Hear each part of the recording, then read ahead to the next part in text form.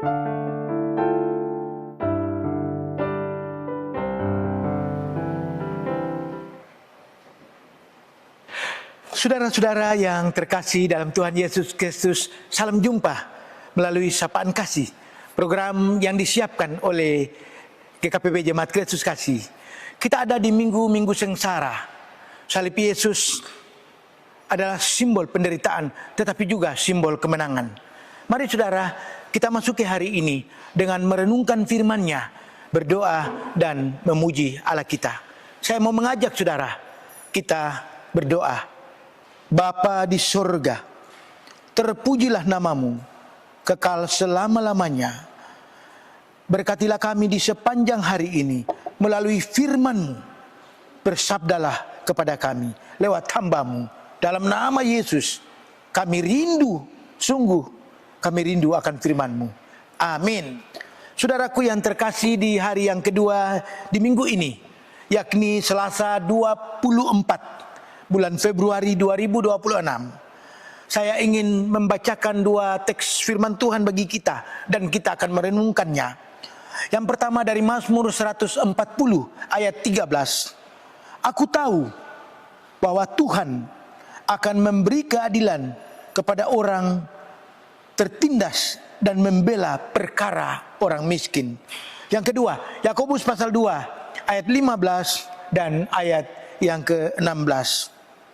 Jika seorang saudara atau saudari tidak mempunyai pakaian dan kekurangan makanan sehari-hari, dan seorang di antara kamu berkata, selamat jalan, kenakanlah kain panas dan makanlah sampai kenyang, tetapi ia tidak memberikan kepadanya apa yang perlu bagi tubuhnya, apakah gunanya itu?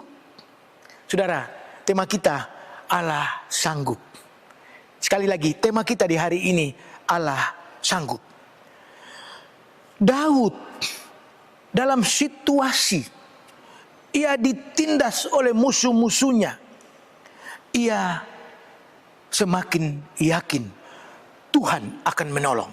Saudara, jika saudara saat ini mengalami situasi di mana orang membenci saudara, ada orang yang tidak suka dengan saudara, ada orang yang menyakiti hati saudara, saya mau katakan kepada saudara, Tuhan sanggup menolong saudara. Itulah yang diamini oleh Raja Daud.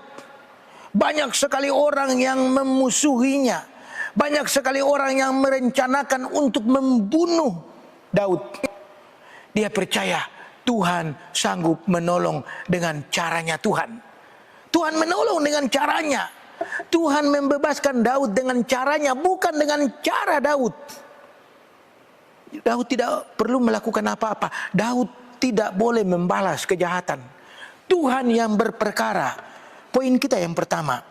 Saudara, Daud sungguh-sungguh memahami, Daud sungguh-sungguh mengenal bahwa hati Allah itu selalu berpihak kepada orang-orang yang bergantung kepada Dia. Saudara, hati Allah selalu berpihak kepada mereka yang bergantung kepada Allah. Bagi saudara yang bergantung kepada Allah, Allah berpihak. Hati Allah berpihak kepada saudara. Dimanapun saudara berada, apapun masalah saudara, hati Allah sementara berpihak saudara. Hati Allah sementara melihat saudara. Hati Allah melihat penderitaan saudara. Bacaan yang kedua, saudara-saudara, kita melihat Yakobus. Dia memberikan definisi tentang bagaimana hidup yang beriman, seperti imannya Daud. Bagi Yakobus, beriman adalah soal bertindak. Kalau tadi kita lihat Daud, ia dikejar-kejar oleh musuh. Kalau kita ada dalam peristiwa itu, apa yang kita lakukan? Yakobus mau mengajar kita bahwa ketika ada orang yang mengalami penderitaan, kita menolong mereka.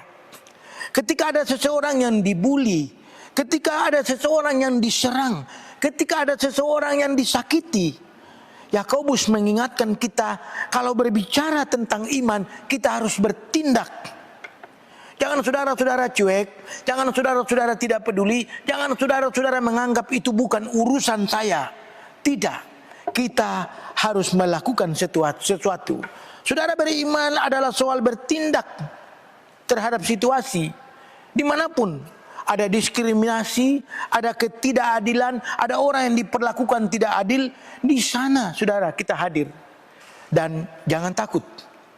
Ketika kita mau melakukan sesuatu untuk menolong, Tuhan juga menolong kita.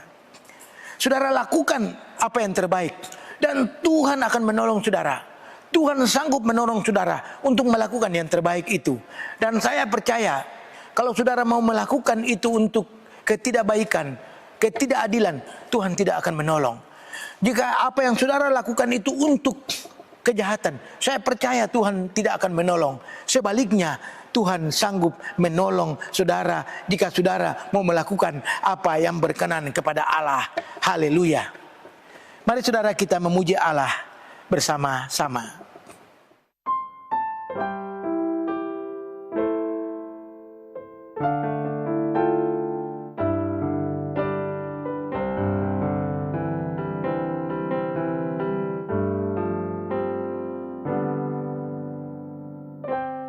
Kuatkanlah hatimu,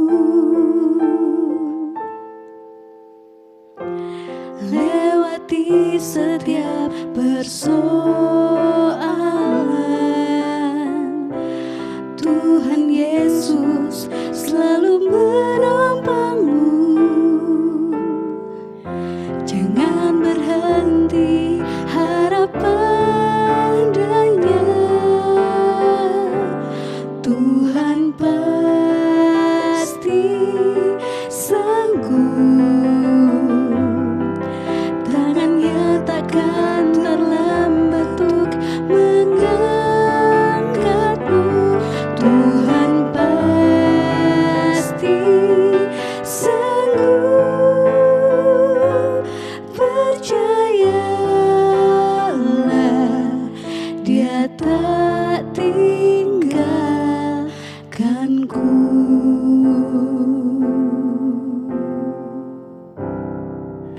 Terima kasih Bapak Ibu saudara-saudara pemuda anak-anak. Tiba saatnya kita berdoa. Bapa yang baik, terima kasih untuk firman-Mu pada hari ini. Terima kasih Bapak, terima kasih. Dan kami mau menyerahkan seluruh hidup kami. Anak-anak, remaja, pemuda, orang dewasa, dan juga orang-orang tua kami, opa oma kami yang sakit Tuhan, yang bersukaria di sepanjang minggu ini. Karena Tuhan berikan umur bertambah, ulang tahun pernikahan, Tuhan memberkati. Terima kasih Bapak, terima kasih, ini doa kami. Dalam nama Yesus kami berserah, haleluya, amin. Kita berjumpa di esok hari. Shalom.